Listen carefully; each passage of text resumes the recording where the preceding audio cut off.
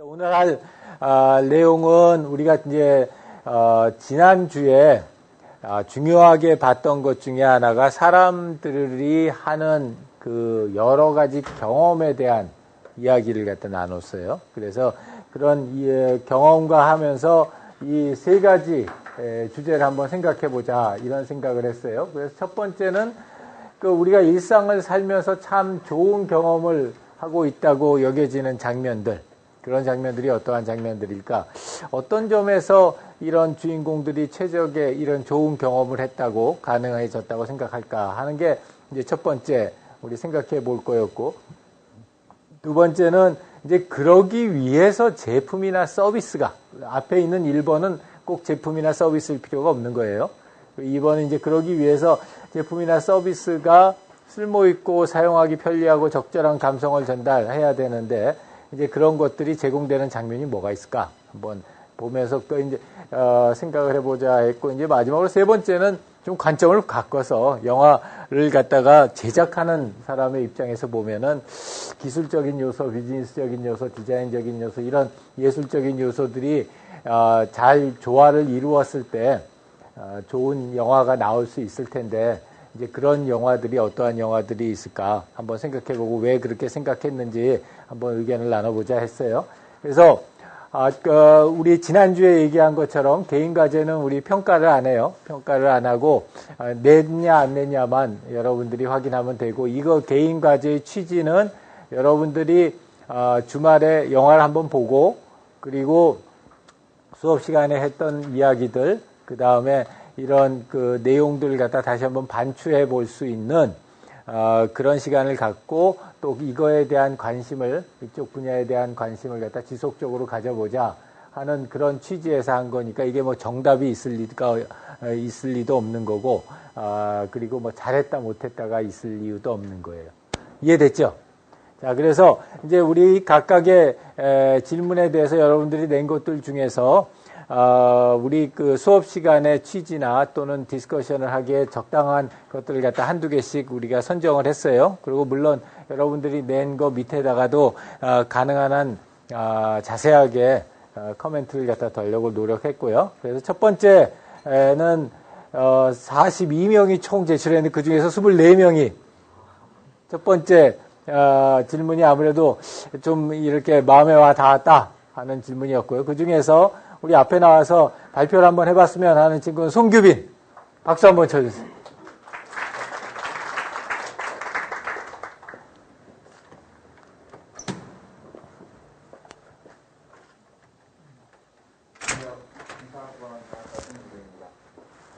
저는 이 장면 다 보셨을 텐데, 이 마지막에 아버지랑 마지막에 만나는 그 장면에서 같이 산책을 하는 그 장면을 저는 뽑았는데요.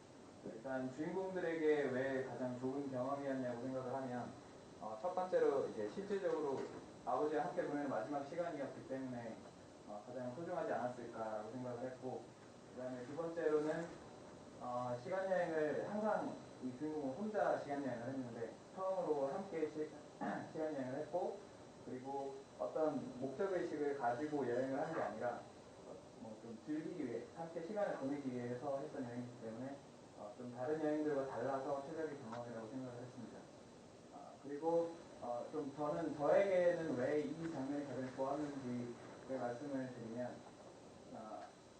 아버지와 함께 거의 처음으로 같이 영화관 가서 본 건 처음이었어요, 이 영화가. 그래서 그때 아무것도 모르고 그냥 평점 좋은 영화라고 불렀는데, 알고 보니까 아버지와 아들의 이야기가 되게 중요하게 나오는 장면이었고, 그래서 이 장면이 있을 때 되게 몰래 이렇게 눈물도 흘렸던 장면이었습니다. 그리고 지금 부모님께서 잠깐 울릉도로 정선을 가셨는데, 그래서 좀 한번 여러분 놀러를 가야 되겠다라고 생각을 했던 생각이 들어서 주말에 되게 좋았던 것 같습니다. 감사합니다. 그러니까 요번 주말에 본 건 아니고 예전에 봤는데, 그때 아버님을 모시고 가서 아버지가 가자고 그랬어. 아버지께서 영화를 되게 좋아하시고 저는 별로 안 좋아하거든요. 같이 가족을 억지로 그냥 따라가서 봤는데 그랬더니 또 그걸 갖다가 수업 시간에 클래스를 갖다가 자료로 나올지는 몰랐지, 그때. 그러니까 아버지 말 잘 들어야 돼요. 혹시 다른 사람 또 질문이나 코멘트 있어요? 오케이, 수고했습니다. 네. 그러게, 이 장면도 굉장히 마음에 많이 와 닿던 장면이었어요. 그리고 특히, 저렇게 함께 보내는 시간이 그렇게 많지 않을 텐데, 가족들이 함께 보낼 수 있는 시간이 많지 않을 텐데, 저런 특히 아주 독특한 그런 환경 속에서 저렇게 같은 시간을 보낸다는 거. 그래서 그런 의미에서 참 재미있는 그런 장면이었다 하는 생각이 들었고, 똑같은 걸 갖다가 굉장히 다른 또 관점에서 보았어요. 성준이 앞으로 나와서 박수 한번 쳐주세요.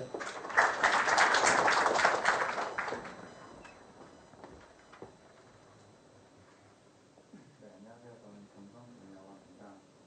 저는 앞에 분이랑 사실 거의 비슷한 걸 풀었었는데, 저도 같은 것을 얻고 같은 것을 잊었지만 조금 다르게 봤던 거는, 다른 앞에 많은 시간 여행들도 모두 기억을 하거나 어떤 영상으로서 접하는 게 아니라 나의 경험으로서 직접 실제로 내가 경험을 한다는 측면에서는 같지만, 이 장면에서 제가 느꼈던 거는 두 사람이 공유를 한다는 것에 좀 다른 점을 느꼈던 것 같습니다.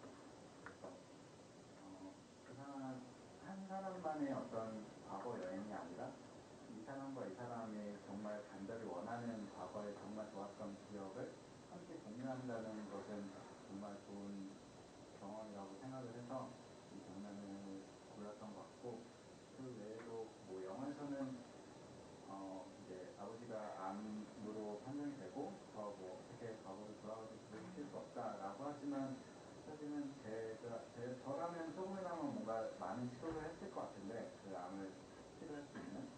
근데 그렇지만 그것을 그냥 놔두고 그러니까 미래를 바꿀 수 있는 어떤 자기가 컨트롤할 수 있는 것을 있음에도 불구하고 그것을 안 하는 게 저로서는 좀 인상적이었던 것 같습니다. 오케이. 예, 수고했어요. 혹시 질문이나 코멘트? 왜 이렇게 그런 생각 안 돼? 똑같은 장면인데. 똑같은 장면을 갖다가 캡처를 했는데, 이렇게 다른 측면에서, 똑같은 장면을 갖다 해석할 수 있다는 거. 왜 그럴까?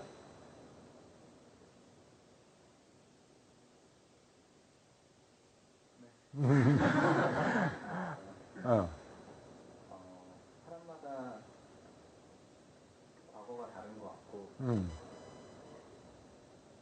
세상 보는 눈이 다른 것 같고.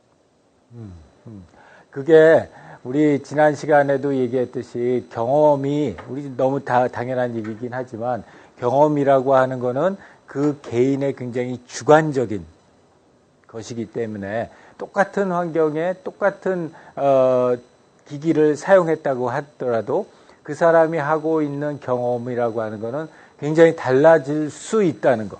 그리고 그런 경험을 보는 사람들의 입장에서도 굉장히 다른 측면으로 동일한 사건을 주관적으로 경험할 수 있다는 거예요.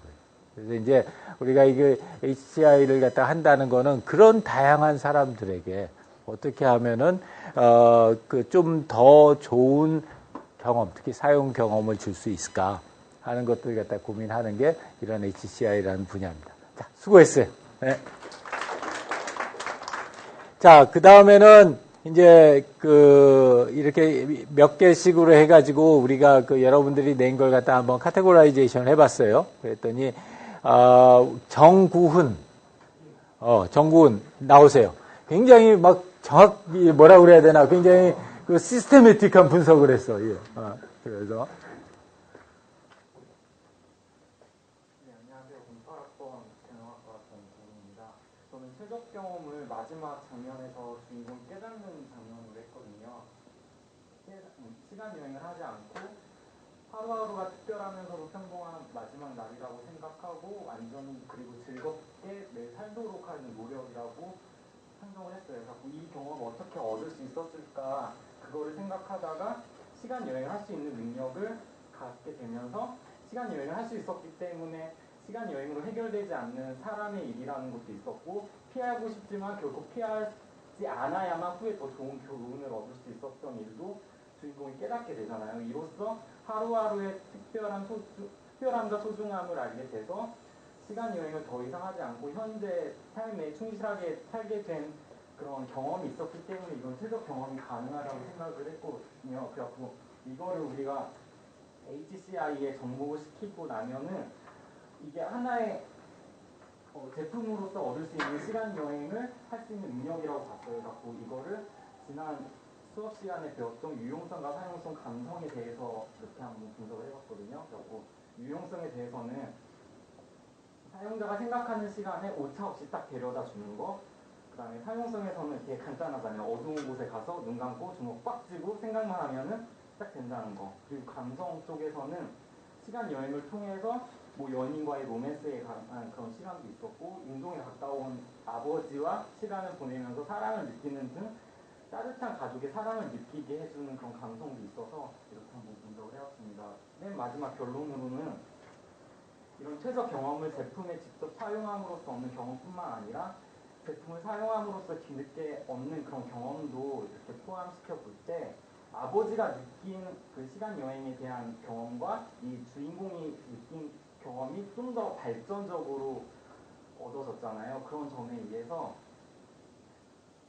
제품 기획자의 의도한 바와 달리 더 발전된 내용의 경험도 이렇게 포함될 수 있을 거라고 생각했습니다. 이상입니다. 오케이, 수고했어요. 자, 혹시 질문이나 코멘트? 자, 우리 월반을 해가지고 두 번째 문제하고 첫 번째 문제를 섞어가지고서 그 하나의 답변을 갖다 냈어. 그래서 하여튼 그러나 마지막 장면에서 저런 마지막 장면에서 사용자가 정말로 좋은 경험을 했는 것 같은데 그게 가능했던 이유는 시간 여행 능력이고 그 시간 여행 능력이라고 하는 것이 뭐 어떻게 생각하면 타임머신인데 그게 이제 저런 유용성, 사용성, 감성 측면을 세 개를 다 만족시켜주기 때문에 그래서 그 한 사람이 최적의 경험을 했을 거다. 네. 자, 혹시 질문이나 코멘트 없어요? 수고했어요. 네. 자, 그래서 자연스럽게 우리 두 번째 얘기로 전달될 수 있을 것 같은데, 그러니까 이쪽 부분은 그 사람이 느끼는, 그 사람 안에 있는 굉장히 서브젝티브한 그 모든 그 사람이 보고 듣고 느끼는 모든 것들이 경험이라고 하는 거고, 이제 이걸 경험을 갖다가 제공해 주려면은 그렇다면은 그 사용자의 입장에서 그 사람의 입장에서 봤었을 때 해당되는 제품이나 서비스가 어떤 특성들을 갖다가 좀 가지고 있어야 될 것이냐. 라고 하는 측면에서 이렇게 세 가지 경험과 연결되는 그 고리를 아주 잘 설명을 해줬어요. 자, 그래서 우리 첫 번째 그 주제에 대한 얘기는 한번 이 정도로 해서 우리 넘어가고요. 나머지는 시간 관계상 그냥 간단하게 이름만 하고 갈게요. 우리 김수연, 어둠 속의 대화라는 전시회까지 제시를 해줘서 아주 좋았고, 조연이, 이혜지, 오아량, 그 다음에 이 장면도 굉장히 많이들 얘기를 해줬어요. 한 번 살 때하고 두 번 살 때 뭐가 다를까? 그래서 이 옆에서의 소음 같았던 것이 두 번째는 그 재미있는 아주 배경음악처럼 들릴 수도 있고 그런 점들이 다르다. 김지수 아주 잘 정리를 해줬어요. 그래서 이렇게 두 번째 다시 살아보는 거의 경험이기 때문에 이렇게 달라진다 하는 얘기를 해줬고 조유리도 이 경험이 일상 속에서의 경험이 갖는 의미를 갖다가 이렇게 두 번 함으로써 그 총체적인 경험의 질을 갖다 끌어올릴 수 있다 얘기를 해줬고, 장희정 이름이 깨져서 미안하다 이게 누구? 그 다음에 강혜인, 유지원까지 했고요.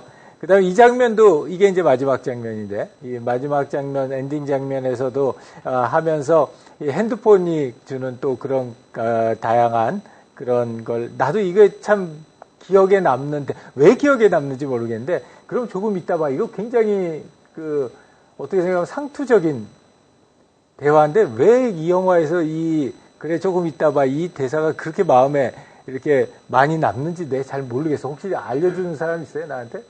혹시 이거 김민석 왜 이렇게 많이 마음에 남을까?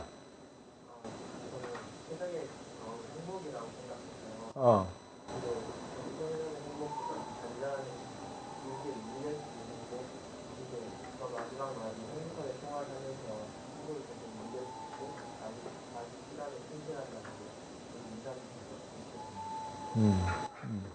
그건 맞는 얘기인 것 같아.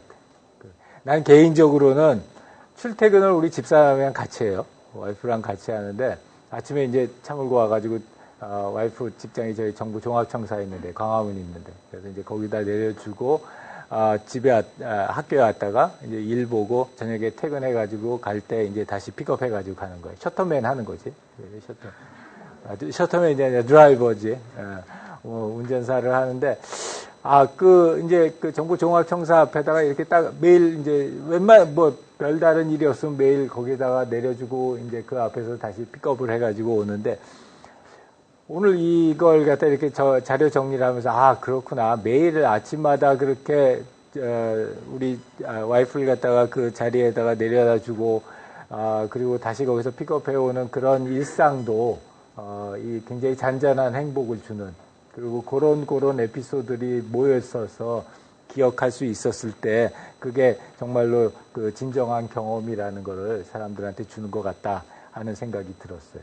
그래서 나도 굉장히 공감했고 그래서 그 일상생활 속에서 우리한테 이러한 가치를 줄 수 있는 그런 경험들을 갖다가 우리가 생각해 봐야 된다라는 거고요.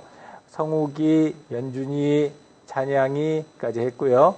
그 다음에 이 장면도 굉장히 많이 나와서 탁구대가 이렇게 중요한 존재다라는 걸 얘기를 해줬고 혜인이, 그 다음에 윤여홍이, 성은이, 진샘, 윤석이까지 했습니다. 그래서 정리를 하자면은 정말로 좋은 경험이라는 거는 진짜 그 사람들의 일상생활 속에서 녹아져 있으면서 그 제품이 또는 그걸 사용하는 그 사람들의 그 경험 자체가 풀필링한 가슴이 충만하게 차는 그리고 그게 기억이 나는 처음과 끝이 그렇고 어떻게 됐는지가 잘 기억이 나는 그런 경험을 갖다가 우리가 진정한 경험이라고 하고 우리가 어떤 제품이나 서비스를 갖다가 만들어내는 가장 중요한 우리의 고울은 사람들이 그런 진정한 경험을 조금 더 잘할 수 있게 해줄 수 있는 그런 제품, 그런 서비스는 뭘까를 갖다 고민하는 게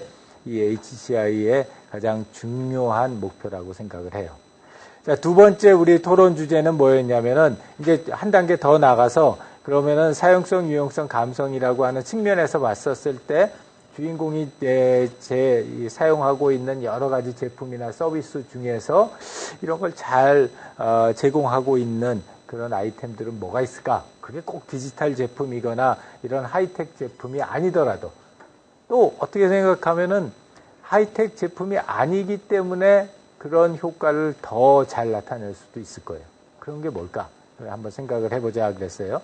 42명 중에 총 17명이 이 대답을 갖다가 해줬고요. 첫 번째는 김송현. 네, 앞으로. 박수 한번 쳐주세요.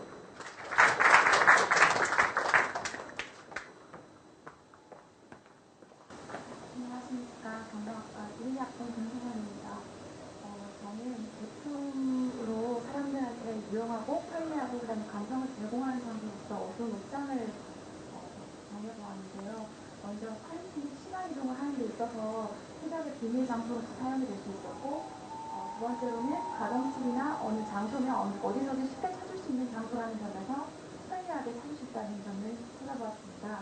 그리고 세 번째로는 어둡고 밀폐된 공간으로서 감성 자극에 성공적인 이런 장소라는 점에서 어두운 옷장이 교수님께서 말씀하신 제품으로서 가장 적합하다고 생각해서 선택해보았습니다. 네, 박수 한번. 혹시 질문이나 코멘트? 나는 다른 거는 다 동의를 하는데 이 어둡고 밀폐된 감성 자극이 뭘까? 내가 굉장히 궁금했어. 어릴 때 보면 막 이렇게 옷장 안에 들어가 있거나 아니면 책상 밑에 숨어 있거나 약간 이런 걸 보았을 때 사람들이 좀 어둡고 밀폐된 장소에 대해서 좀 친근하고 편함을 느끼는 그런 게 있는 것 같다는 생각이 들었어요. 그래요? 답답하지 않나? 옷장에 들어가면? 그 다음 장에 내가 그래서 비슷한 생각을 한 사람이 일단 박수 한번 쳐주고 그래서 나니아 연대기에서도 그래서 윤선이 김윤선 그래서 이 나니아 이 연대기에서도 이런 밀폐된 공간으로서 이런 옷장이나 이런 것들이 나오고 그런 특별한 공간으로서의 의미를 가지고 있다. 이 송현이가 했던 거는 아주 간접적인 표현이긴 하지만은 유용성과 사용성과 감성이라고 하는 그 세 가지 원칙을 상당히 간결하게 잘 표현을 해줬어요. 그러니까 유용성이라는 거는 일단 남에게 안 보이게 어딘가 움직여야 되니까 그런 유용성이 있고 그 다음에 쉽고 편리하다라고 하는 사용성 측면에서 어느 집에서나 가나 찾을 수가 있다는 거 하고 그 다음에 이런 하여튼 어둡고 밀폐된 감성 자극이라는 게 감성적인 측면에서도 이런 사람들한테 충분한 경험을 줄 수 있는 조건이 된다 이렇게 얘기를 해줬고요. 그 다음에 또 우리 재미있는 아이디어는 손진회는 찻잔을 얘기를 했어요. 나 그래서 이거 딱 들으면서 그거 참 아주 새로운 시각이다 하는 생각이 들었어요. 잠깐 나와서 얘기를 해주면 박수 한번 쳐주고 나도 그걸 참 잘 봤거든. 안녕하세요. 경영학과 공학번 손진회입니다. 진회세 모시 있는데 지난해서 벌써 자기 소개까지 해요. 일단 영화 전반을 보는데 이제 전자제품 자체는 별로 안 나오더라고요. 그래서 다른 제품을 해야겠다라고 해서 고민을 하던 중에 영화에 이제 영국을 배경으로 해서 그런지 차를 계속 마시는 장면들이 많이 나왔더라고요. 그래서 차와 관련된 게 뭐가 있을까라고 했을 때 이제 지금 여기 나와 있는 장면이 생각이 났습니다. 이제 처음에 이제 의도치 않게 미국에서 메리의 부모님이 와서 상견례를 강제로 하게 됐는데 그리고 다음 장면이에요. 이제 반대로 팀의 부모님을 만나러 갔을 때 이제 팀이 이제 엄마가 만약에 차 마시자고 하면 절대로 마시자고 하지 말라고 했는데 메리가 차 마실래? 그러니까 부모님께서 마시자고 막 이래가지고 이제 차를 마시게 되는 장면이 있는데 이제 차라는 거에 약간 맥락적인 의미에 대해서 생각을 해보게 됐어요. 어떻게 보면 처음 본 사람한테는 뭔가 그러니까 사람들이 처음 보게 되면은 대부분 비즈니스 쪽에서는 영향이 있잖아요. 근데 뭔가를 주고 뭐 커피를 사다 주고 이런 것들이 굉장히 중요한 그러니까 호혜적이고 호의적이고 환영적인 그런 맥락이 있는 것 같더라고요. 그런 의미에서 저는 이제 그 감성적으로 굉장히 충만한 제품이라고 생각을 했고 그리고 유용성과 사용성 같은 경우에는 찻잔은 이제 차를 담고 마시기 위한 거라서 굉장히 단순하게 진행을 하기 때문에 굉장히 잘 만들어진 제품이라고 생각을 했습니다. 쉽게 편리하게 들 수 있는. 오케이, 수고했어요. 질문도 안 받고 막 들어가 지금. 아니 혹시 질문이나 코멘트 있는가 하고. 자, 그래서 사용성 찻잔은 굉장히 사용하기 편리하죠. 손에 잡기도 쉽고. 그다음에 감성이라고 하는 게 이게 내가 저 사람한테 어떤 환영의 의미 또 호혜의 의미 이런 걸 가지고 있다. 난 굉장히 그 해석이 너무 좋았어. 그래서 우리가 한 학기 동안 이런 이제 주로 디지털 제품에 대해서 이야기를 하겠지만 그러나 이런 아주 단순한 우리 주위에 있는 사물들을 가지고서도 이런 HCI라고 하는 개념을 갖다 적용해서 조금 더 편리하고 조금 더 감성적으로 터칭할 수 있고 또 좀 더 유용한 그런 어떤 도구를 만들 수 있고 또 이제 그런 생각을 할 수 있으면 좋겠다 하는 생각이 들었어요. 좋았고요. 그 다음에 이제 시간 관계상은 우리 민재, 그 다음에 고은이,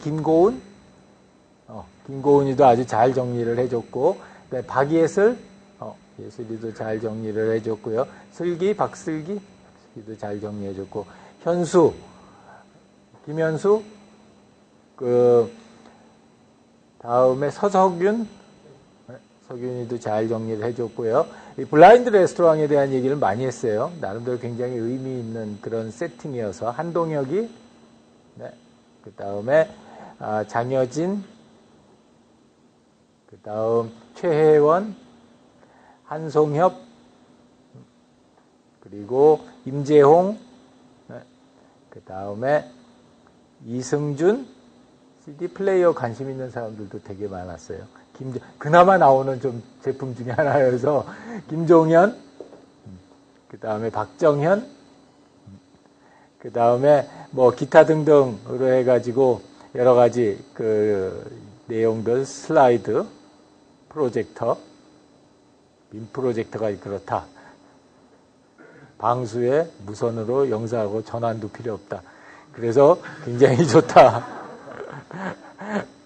자, 거기까지 해서 우리 두 번째 이야기를 갖다 정리를 하자면 사람들한테 사람이 경험을 하는 거가 우리 진정한 경험이라는 컨셉이고 그 다음에 사람들한테 그런 경험을 주기 위해서 제품이니까 서비스가 가지고 있어야 할 경험적인 요인이 뭐냐? 세 가지 조건이 사용성과 유용성과 감성이다. 그리고 이제 그 세 가지에 대해서 우리가 이제 수업 진행하면서 각 챕터별로 하나씩 해서 할 거고요. 자, 마지막 토론 주제는 최적의 경험을 제공하기 위해서 영화 제작의 입장에서 봤었을 때 기술적이거나 비즈니스적이거나 디자인적인 측면에서 충분히 고려돼야 되는데 이 세 가지가 잘 구비된 영화를 찾아보자. 42명 중에 딱 한 명이 이걸 갖다 제시를 했고 제시한 사람 백상윤.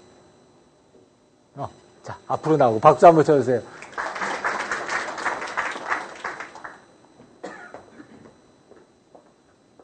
두 번째 수업을 안 들어가지고 이게 뭐지 하다가 엉겁결에. 볼 시간은 없어서 했는데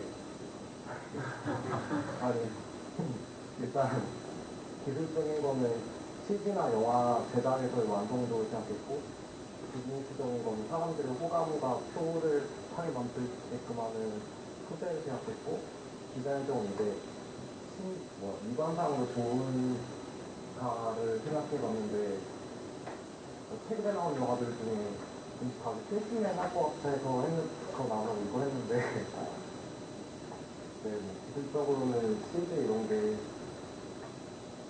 다른 액션씬과 아니면 캐피털 같은 새로운 세상을 구현하는 데 있어서 아무런 문제 없이 잘한 것 같고 비즈니스적으로는 요즘에 잘 쓰고 있는 예쁜 여배우와 그리고 원작인 베스트셀러 판파리소설 영화였으므로 관심을 끌 수 있었던 것 같고 디자인적으로도 이제 유사기가 여러 인테리어 같은 부분에서 미관상을 좋았다는 그래요. 네, 박수. 자, 이 질문을 갖다가 했던 이유 중에 하나는 우리가 그 HCI 지난 시간에 강의를 하면서 잠깐 이야기를 했던 건데 이제 HCI랑 관련된 분야들이 어떤 분야들이 있느냐 하는 얘기를 할 때 크게 이 세 가지 분야 정도가 HCI하고 중요한 역할이 있을 거다. 그러니까 첫 번째는 기술적인 측면에서는 컴퓨터 사이언스나 전기전자나 이러한 로봇 공학이나 이런 쪽에 있는 주제들이 또 기술들이 우리들로 하여금 좋은 경험을 할 수 있게 해주는 첫 번째 도구죠. 그래서 이제 HCI 하는 사람들 중에 많은 사람들은 이런 그 기술 엔지니어링 백그라운드를 가진 사람들이 와가지고 HCI를 하고요. 그 다음에 이제 두 번째는 디자인적인 거라는 건 이제 미적인 거, 예술적인 거 이런 걸 다 포함을 하는 얘기인데 이제 그런 것들을 갖다 실제로 어떻게 눈으로 만지고 손으로 잡고 할 수 있게 해줄 거냐를 갖다가 실제로 실체화시켜서 보여줄 수 있는 그런 능력, 우리의 아이디어나 우리의 생각을 실제로 실물화 시켜가지고 보여줄 수 있는 그런 능력이 우리 디자인 능력이라고 보고요. 그 다음에 그거에 붙여서 또 중요한 것 중에 하나는 아무리 제품이나 서비스가 좋은 경험을 제공해 준다고 할지라도 그게 비즈니스적으로 서스테이너블 하지 않으면은 충분히 좋은 경험을 제공하기가 어렵기 때문에 이러한 것들이 비즈니스적인 그런 고려도 충분히 해야 된다. 그래서 이제 특히 요새는 이런 UX라고 하는 거, 경험이라고 하는 거를 전략적인 측면에서 바라보자. 전략적인 측면에서 바라봤을 때 우리가 이 UX를 통해서 어떻게 시장을 접근하고 어떻게 제품을 차별화하느냐 이러한 것들을 갖다가 알아보자라는 게 이런 HCI 분야에서 중요한 큰 이슈가 되고 있어요.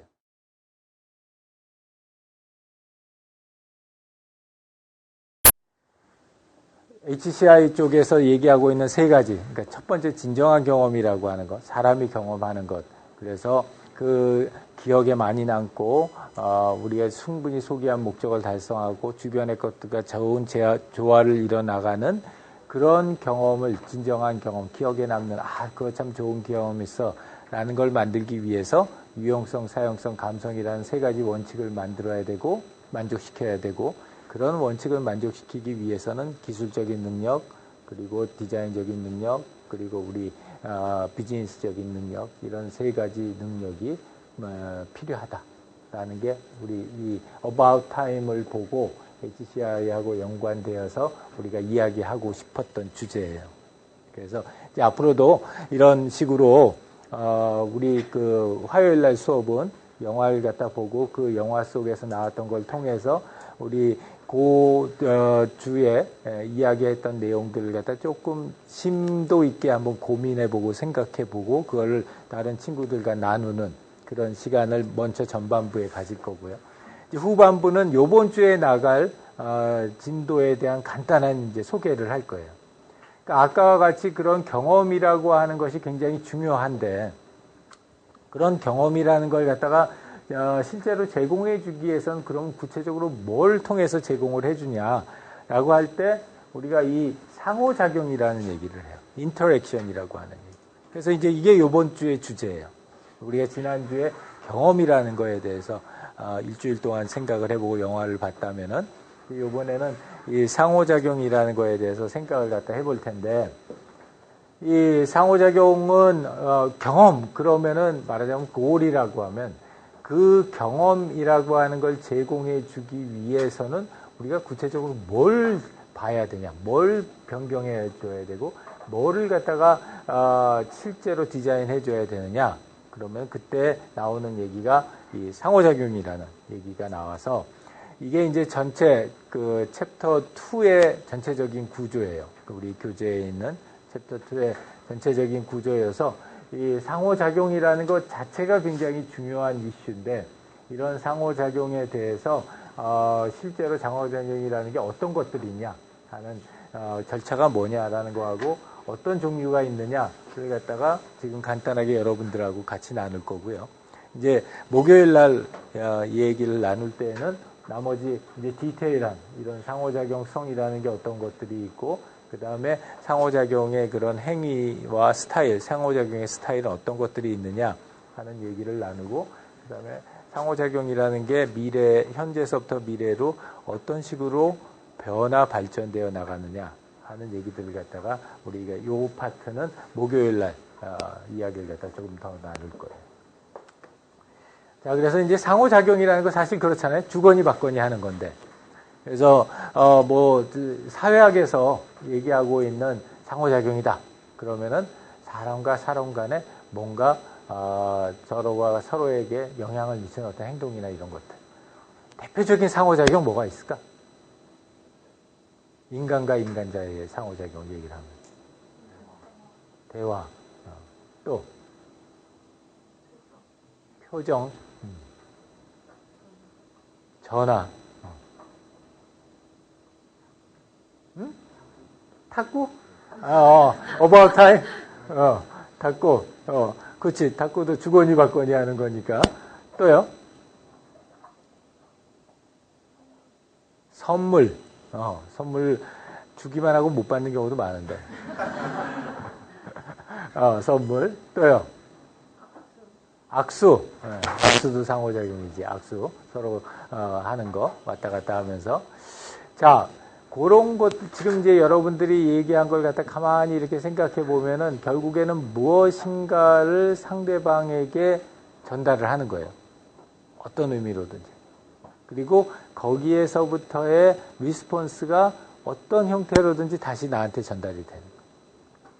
근데 그게 말을 통할 수도 있고, 문자를 통할 수도 있고, 탁구공을 통할 수도 있고, 그리고 여러 가지 다양한 형태의 걸 갖다 통할 수는 있겠지만, 미디움은 매우 다른, 매체는 굉장히 달라질 수 있지만 실제로 거기에 기본은 내가 상대방한테 뭔가에 대한 액션을 취하고 그거에 대해서 상대방이 나한테 뭔가 리스폰스를 보이고 또 그 리스폰스에 대해서 내가 다시 뭔가 액션을 취하고 하는 이러한 일련의 과정, 그런 일련의 과정을 우리가 상호작용이라고 하자라고 하는 거예요.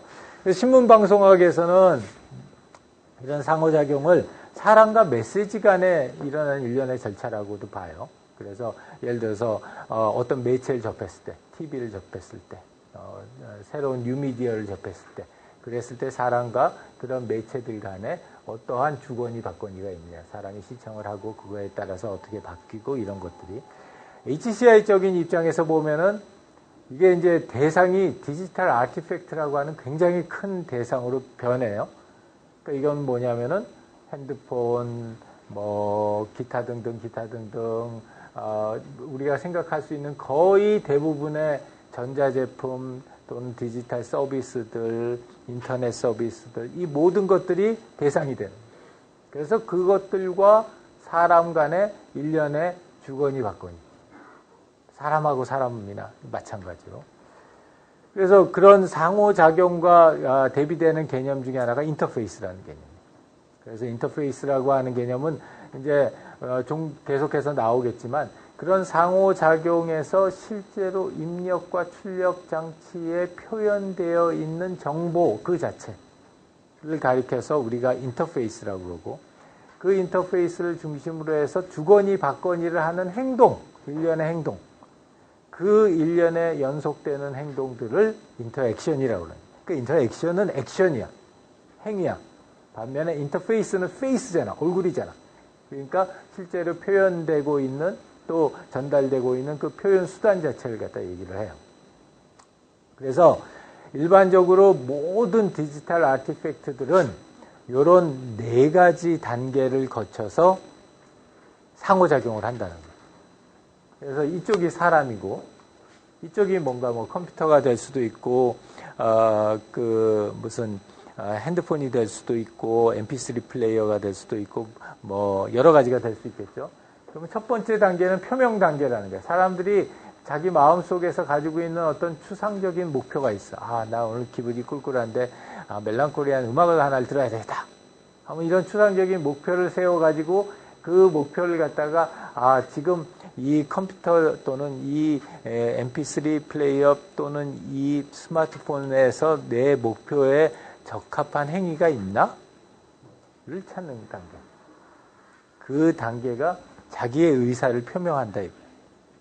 나는 이걸 지금 이런 걸 하고 싶어 라고 하는 의사를 표명하면은, 그러면은 그 다음 단계는 변환 단계예요. 그래서 그래요? 그런 걸 갖다 하고 싶어요? 이거는 사람의 생각이고, 그러면 이제 요 안에서는 요게 지금 입력 장치고 여기가 출력 장치예요. 그럼 이제 얘는 뭘 생각하냐면, 그래? 그러면은 그걸 갖다가 내 컴퓨터 안에 있는, 이게 컴퓨터라고 그랬을 때, 이 자료 구조를 생각을 하면은 무슨 쿼리 랭귀지를 어떻게 작용을 해가지고 어떤 지리어를 만들어서 어떻게 정교를 해서, 그러면 이런 대상이 나오겠지? 라고 연산하는 과정. 그게 자기의 말로 바꾼다 그래서 변환이라고 해요. 변환이 다 끝났어요. 그러면 이제 우리 주인님이 요청하신 멜랑콜리한 음악은 이런 것들이 있는 것 같아. 하면 이제 이걸 갖다가 사람이 이해할 수 있는 어떠한 형태로 보여줘야 되잖아요. 그걸 하는 걸 표현 단계라고 해요. representation. 그리고 이제 그 표현 단계를 통해서 출력 장치, 뭔가의 출력 장치를 통해서 나오면은 사람이 그걸 갖다가 보고 나서, 듣고 나서, 그래, 맞아. 이게 내가 듣고 싶은 음악이었어. 이렇게 생각하는 요 사이클이 계속 돌아가는 게 상호작용이다, 이거예요. 그래서 상호작용은 이런 4단계의 스텝에 의해서 이러한 스텝들이 다 이제 요 한 스텝이 여러 번 돌아가는 거예요.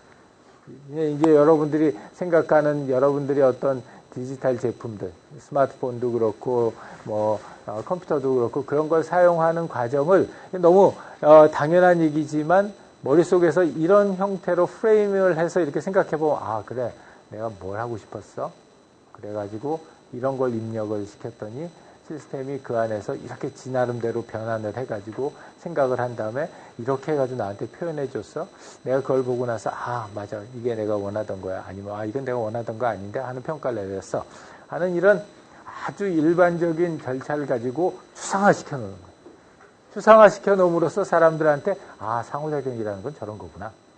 저런 절차들이 계속 반복해가지고 돌아가는 게 그게 상호작용이구나. 라는 걸 하는 거예요. 그래서 이게 아까 쭉 냈던 예고요. 그래서 이 상호작용의 종류를 보면은 여러 가지 종류가 있는데, 크게 이렇게 2x2, 사사분면으로 나눠가지고들 많이 생각을 해요. 여기서의 기준은 뭐냐면 누가 주도권을 가지고 있느냐. 사용자가 가지고 있느냐. 실제로 사용한 사람이. 또는 회사나 이런 제공자가 가지고 있느냐에 따라서 생성, 실제로 주거니 받거니 하는 그 메시지를 만드는 그 생성의 과정에는 누가 주도권을 가지고 있느냐. 그리고 그걸 갖다 전달하는 과정, 실제로 사용자한테 전달하는 과정에는 누가 주도권을 가지고 있느냐. 그래서 생성하는 것도 사용자가 전체적으로 주도권을 가질 수도 있고, 제공자, 회사나 이런 데서 주도권을 가질 수도 있고, 전달하는 것도 마찬가지로 제공자하고 사용자 사이에서 이렇게 주도권을 가질 수가 있어요. 그러면은 그런 걸 가지고서 그래.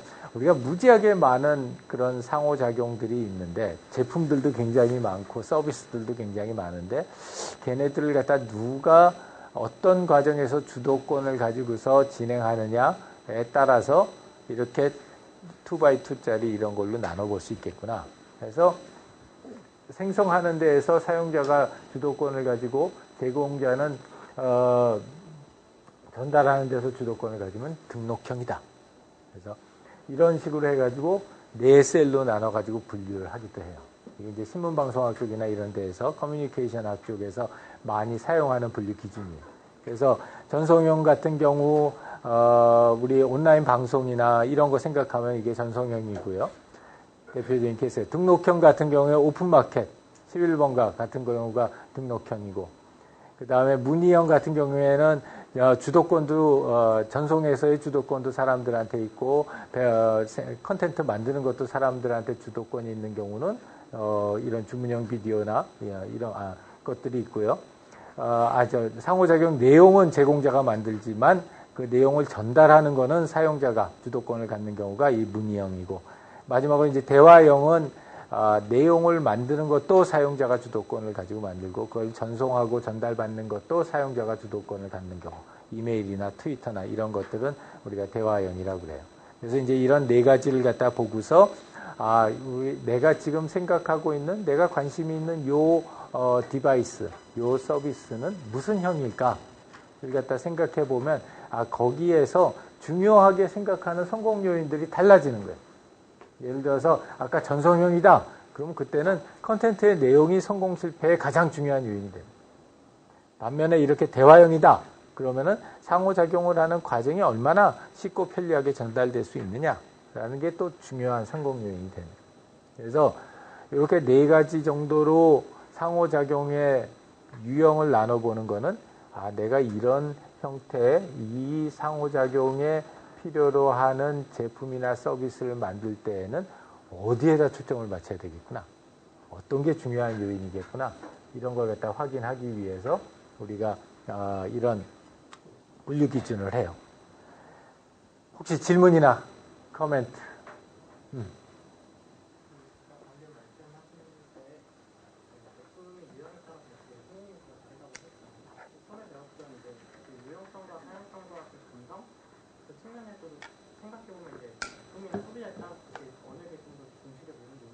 예를 들면 여자친구 휴대폰을 살 때 소니가 AS 안 쓰고 액정도 항상 깨지는데 소니가 이뻐가지고 소니를 사더라고요. 저로서는 이해가 안 되는 얘기긴 했는데 그걸 이해해야지 진정한 사랑이지. 그런 거 보니까 이제 제품이나 사용자에 따라서 이렇게 그 유용성이라든가 사용성이라든가 감성적 측면 이렇게 트리도 있지 트리도 오프가 있을 때 뭐가 더 중요할지 이런 그런 것도 뭐 굉장히 좋은 질문을 했어요. 굉장히 좋은 질문인데, 그러니까 이런 거야. 사용성이 뭐다, 감성이 뭐다, 유용성이 뭐다, 거기에 중요한 요인들이 뭐가 있다, 이렇게 쭉 열거해서 하는 거는 누구든지 해요. 누구든지 하는데, 중요한 거는, 특정되는 제품이나 서비스, 또는 특정 사용자들에게서 더 중요한 요인은 멀고, 특히 그것들에서 우리가 실제로 제품이나 서비스를 만든다면은 더 고민해야 된 것들은 뭘까? 이런 걸 생각하는 게 사실은 더 어려운 그 토픽이고, 이제 그런 판단을 내릴 수 있을 때가 이제 전문가가 되는 거예요. 그래서 이 HCI 내에서도 항상 제일 중요한 그 기준 중에 하나는 트레이드업인 거예요. 당연히 모든 원칙 다 맞추고 모든 요소들 다 맞추면 제일 좋지. 근데 시간상 또 비용상 못하는 경우가 많거든. 그래서 그런 경우들일 경우에 어떤 것들을 더 중요하게 생각하고 걔네들 사이에 트레이드업 관계를 어떻게 파악하느냐 하는 게 고수로 가는 지름길입니다. 아주 좋은 지름입니다. 자, 다음 주 영화는 허예요. 지금 우리가 얘기했던 그 상호작용이라고 하는 거를 굉장히 잘 드러낸 그런 영화예요. 그래서 이 영화도 마찬가지로 3가지의 토론 주제가 있어요. 그래서 그 토론 주제를 보고 지금서부터 시간 날 때 영화를 갖다 한번 보고 생각해보고 상호작용이라는 게 이런 의미가 있지 라는 걸 갖다가 해보는 게 우리 다음 주고요. 그래서 이거는 내일 모레 가져오는 게 아니라 항상 이런 식이에요. 일주 후에 지금서부터 천천히 시간 가지고 봐서 원하는 영화의 클립을 갖다 고민해 보면 좋을 것 같아요. 자, 질문이나 코멘트 없으면 오늘 수업은 이걸로 마치게요. 수고했어요.